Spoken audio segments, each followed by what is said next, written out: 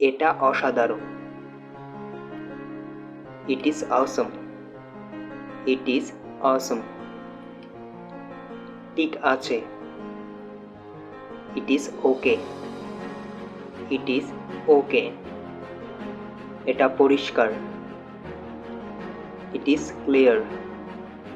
It is clear. বইটি পড়ো। Read the book. Read the book. চুপ করো। Shut up. Shut up. চলো এটা করি। Let's do it. Let's do it. তাই নাকি? Is it so? Is it so?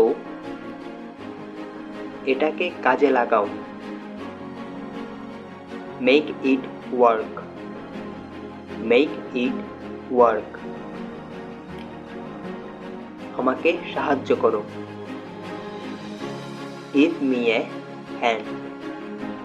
Give me a hand. So মনে রাখবেন, গিভ মি এ হ্যান্ড মানে কিন্তু আমাকে একটি হাত দেওয়া না। গিভ মি এ হ্যান্ড মানে হলো আমাকে সাহায্য করো।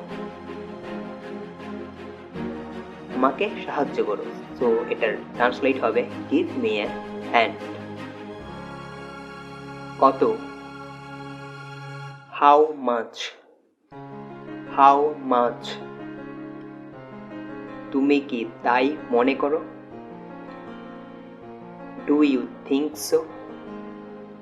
Do you think so? এটাই ব্যাপার।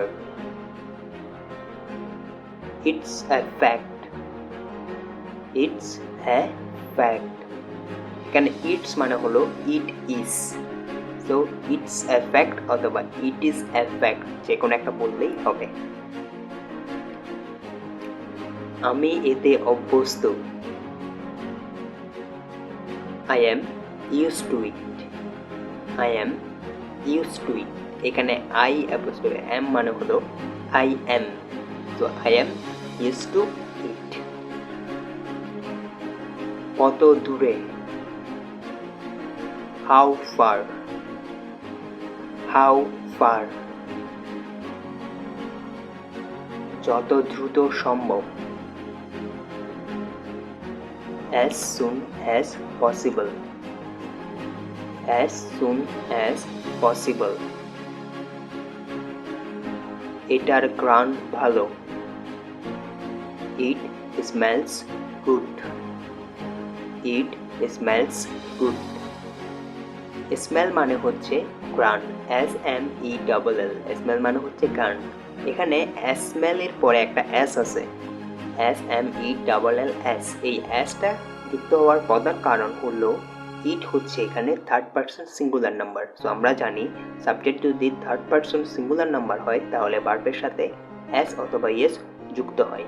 তাই এখানে স্মেল এর সাথে একটা এস যুক্ত হয়েছে। অন্য কিছু নাকি? Something else. Something else. আমি মজা পাচ্ছি। I am having fun. I am having fun. আপনারাও যদি এই ভিডিওটি দেখে মজা পান তাহলে নিচে আমাকে কমেন্ট করে জানান।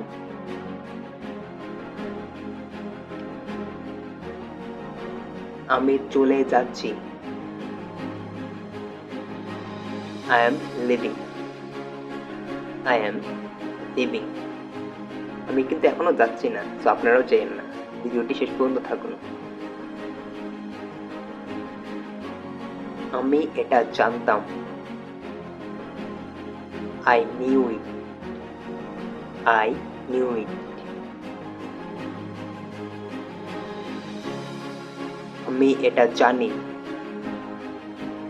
I know it.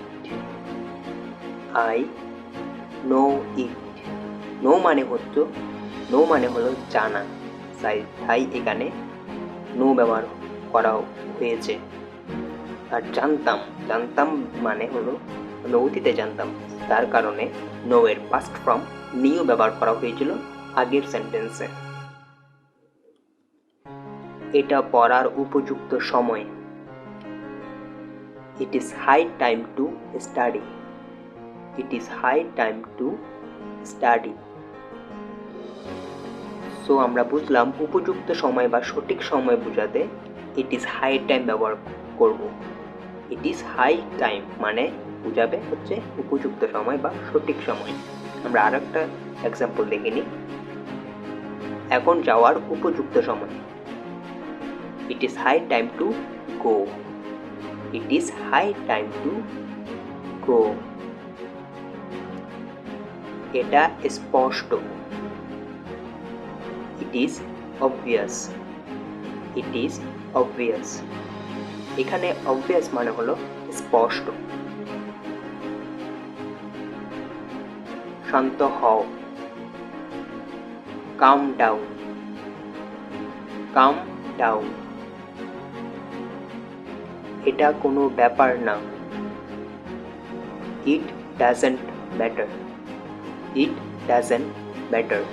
মনে করে দেখুন, আমরা কিছুক্ষণ আগে একটা বাক্য পড়েছিলাম যেখানে ইট ছিল।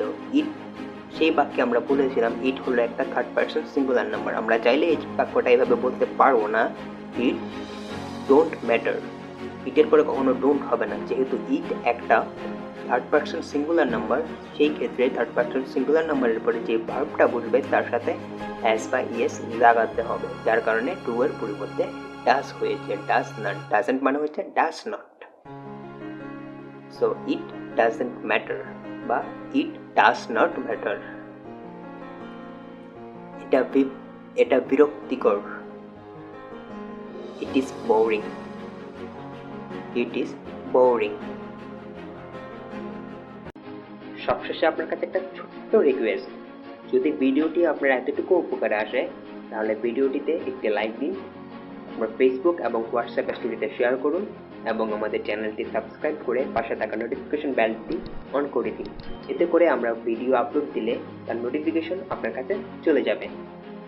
ভিডিওটি শেষ পর্যন্ত দেখার জন্য আপনাকে অসংখ্য অসংখ্য ধন্যবাদ। Thanks for watching. More learn, more knowledge, more experience.